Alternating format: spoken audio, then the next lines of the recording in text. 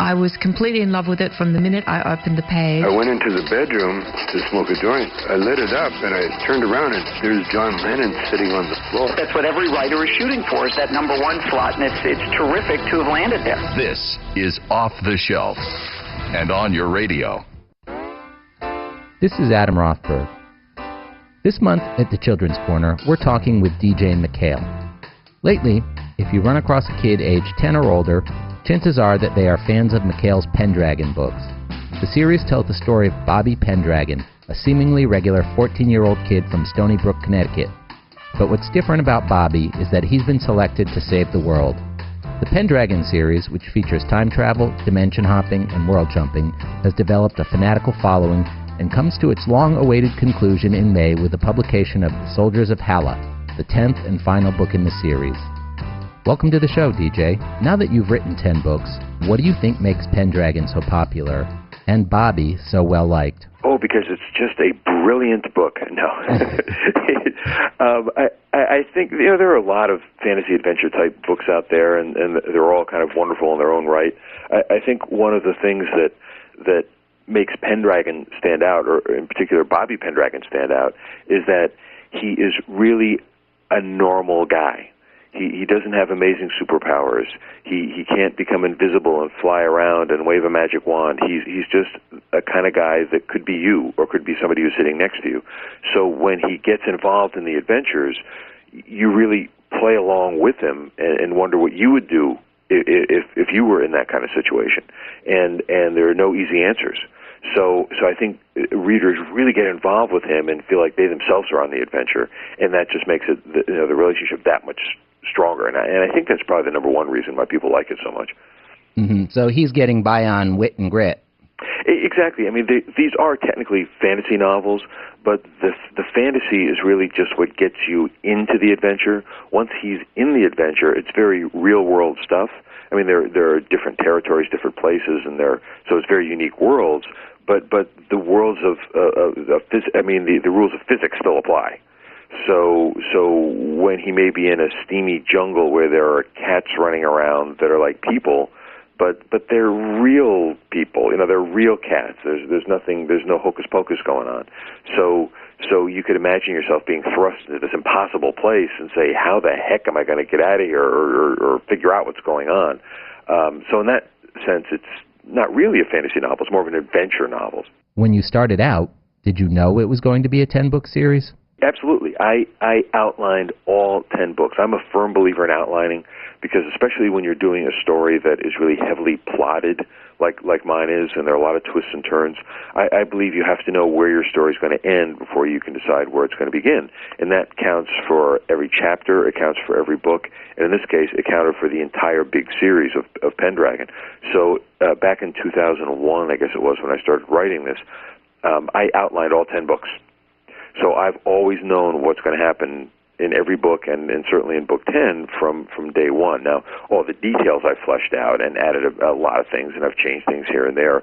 But the main story arc, the big story points, I've pretty much held true to all the way through. So it's amazing that I'm actually there now. I can't believe it. I never thought I'd get there, but the light isn't just at the end of the tunnel. It's actually, I'm in the light now. I can't believe it. So you knew where it was going to end when you started? Absolutely. I've known what the last chapter was going to be from 2001. And there's another very famous children's author who did something similar. I assume we're talking about Ms. Rowling. Yeah, right. I don't know. I have deliberately avoided Harry Potter like the plague. And the reason is that back when I started writing Pendragon, Harry Potter, I guess only the first couple of books have been out, but they were already really incredibly popular. I deliberately did not read any of the books because I didn't want to be influenced by them in any way. And I knew that in some way, shape, or form, I would be writing similar things. And if I did, I didn't want to be accused, at least in my mind, I would know that I did not copy J.K. Rowling's. And I've since learned a little bit more about Harry Potter, and it turns out they're nothing alike, so I shouldn't have worried. I should have just read the books. Maybe I'll go back and read them now. Well, you're the only one on the planet who hasn't, right? Yeah, I'm the guy. Okay. When you're not writing, your day job, you're a producer for Flight 29 Down, a very popular children's television series, popular in my house at least. Did you find that plotting out 10 books was something akin to planning the story arc for a season's worth of shows? That's a very good observation, because people often ask, they say, how can you think of so many? That's 10 books, oh my gosh. I'm like, that's nothing. I'll do 13 episodes of a show, like nothing. So I think one of the reasons why, when I started writing Pendragon, that my mind immediately went to such a long story and involved story is that because it was kind of already there from having done the same thing with TV series. So it wasn't that big a leap, at least in regard to that, as you might imagine it would be. But what do you enjoy most about writing books over scripted TV? The freedom. That's an easy answer. When you're writing a TV series, you have the restrictions of time constraints, meaning a Flight 29 Down show is 21 minutes and 30 seconds long. Then add commercials and you get 30 minutes. So you're very restricted that way. You are very restricted in terms of budget. Especially with doing a kid's show, the budget is minimal. So whenever I think of something, I also have to think, wow, that's a good idea. Oh, can we afford to do that? So that's always in the back of my mind, and I have to write to budget as much as write to being creative. So flip over to the book side, ink is cheap. I say, well, okay, I'm going to blow up that building. Ooh, can I blow up that building? Sure, I can blow up 10 buildings. Why not? Why stop at one? And it's really freeing to be able to do that. So I think with books, you can let your imagination fly in places that you really can't with television. So I think that is the kind of number one difference between the two and why writing books is so much fun. One thing that they talk about a lot with Pendragon is the activity that surrounds it in the online world. And it seems like that you pretty quickly realized that you could build an audience by connecting with readers online. What's that been like for you? I would. There's no way to do this, but I would love to be able to somehow go back in time and see what would have happened with Pendragon if I had not done that. My guess is that the series would not have become as popular as it has become. One of the things I learned really early on in publishing is that there isn't a whole lot of promotion that's done for any individual book, as opposed to television. Again, I'm used to television where a new show comes out and it is promoted to death. It's just in your face, and a lot of money is spent. But with publishing, there are a lot of books being published, and there's just so much money to be spent or able to be spent on promoting any individual one. So you kind of have to find unique and kind of clever ways to have your book, get your book known for the readers. And I did realize right away that, well, the one kind of relatively easy way to do it is the Internet. So I created a web page, and there wasn't that much information on it. Now, there's a little bit about the books and about me, but I wanted to do something that would be constantly changing, and I knew I wouldn't be able to always be adding content because there wasn't that much content to add, frankly. So what I did was I started a forum, which allowed readers from all over the world to come in and post their comments about Pendragon, which then meant it's constantly changing because every day there are hundreds and thousands of new posts. I also set the tone where kids can email me, and I answer every one of my emails. In fact, just before we started talking this morning, I sat here answering about 20 emails. Yeah, that could be a full-time job. It's getting tricky. You know, I noticed before I came over that some of the discussion boards at the Pendragon site have upwards of 50,000 posts. And, you know, they're not the same 5 people, you know, going on and on. That's a pretty powerful connection. It really is. And it's not unique to Pendragon either. It speaks to the power of the Internet. And I think it's just fascinating. I mean, it has connected people in ways that, this isn't news, but it's connected people in ways that just did not exist before. So you can, with a website, if you make a newspaper advertisement for a new book, a new Tom Clancy book comes out or something like that, it's going to reach a boatload of people, but most of those people it reaches have no interest in that book. Where if you go to a Pendragon site, you have interest in Pendragon. You have interest in that kind of series. Maybe not Pendragon at first, but you like fantasy adventure series for that age.